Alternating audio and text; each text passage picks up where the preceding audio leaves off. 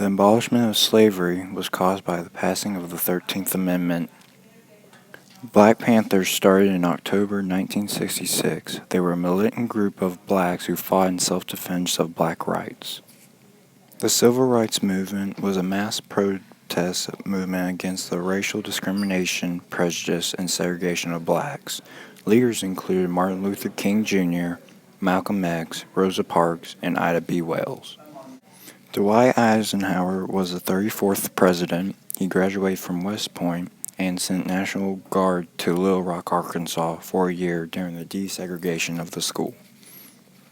Eugene Bull Connor was an Alabama politician. He was ultra-segregationist and had close ties to the KKK. Freedom Riders were civil rights activists who rode buses into segregated southern states. This was organized by CORE, or the Congress of Racial Equality. The Grandfather Clause was a law that stated if your father or grandfather could vote before 1867, you can skip the poll taxes and literacy tests. Injustice. An example of injustice was when 3 civil rights workers were murdered and their car was set on fire. The men who were convicted only got in trouble for violating their civil rights. John F. Kennedy was the 35th president. He was assassinated in 1963, and in honor of him, Congress passed the Civil Rights Act of 1964. The KKK. During the Civil Rights Movement, they strictly enforced the Jim Crow laws and black codes. They tried to keep schools and public places segregated by means of killing and fear. The Little Rock Nine were 9 African American students enrolled in Little Rock Central High School in 1957.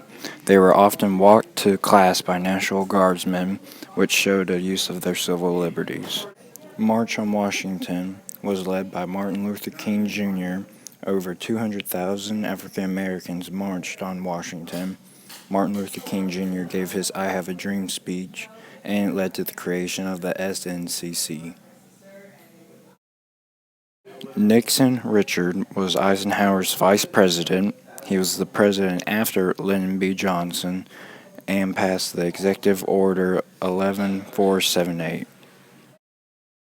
Executive Order 9981 was issued by Truman in 1948, abolishing racial discrimination in the armed forces. Even though the 14th Amendment ended slavery in the U.S., it wouldn't be until Truman's presidency that there is progress in civil rights. Plessy v. Ferguson was a court trial in order to make everything separate but equal. Plessy was arrested for using civil disobedience. Quickly. With Martin Luther King Jr.'s help, people were able to quickly assemble and start the Salem March on March 7, 1965.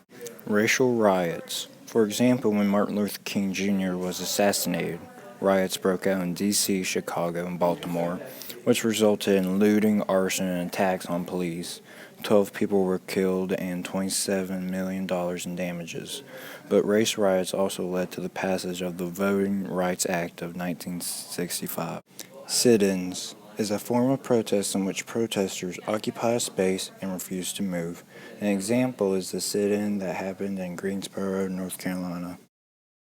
Thurgood Marshall was the first African-American Supreme Court judge and was the lawyer in the Brown v. Board of Education case. Underestimate. Many whites underestimated the African-American movement.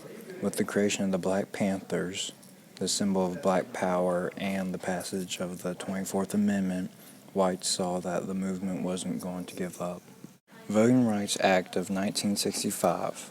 It was signed by Lyndon B. Johnson, overcame state and local barriers that blacks could vote under the 15th Amendment. W.E.B. Du Bois was the founder of the NAACP. Excellence is what James Meredith was, from being the first African American to attend the University of Mississippi to serving in the U.S. Air Force and to being a civil rights activist. Young describes Booker T. Washington.